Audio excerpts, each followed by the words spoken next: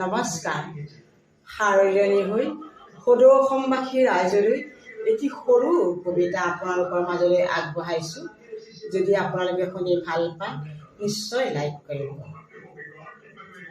অ শৰতৰে শেৱালি ৰাতি নৌপুৱাতেই কিয় তই মৰহি গলি, কিয় তই মৰহি গলি, দুবৰিৰ দলিচাখনে নিয়ৰৰ মুকুতামণি জিকিমিক জিলিমিলি জিলিকি উঠে পুৱাৰ পূবৰ ৰতিকা চলিতে, পুৱাৰ পূবৰ ৰদালিতে ক'ৰ পৰা উঠি ভাহি আহে সত্যম শিৱম সুন্দৰম বন্দে মাতৰম, বন্দে মাতৰম।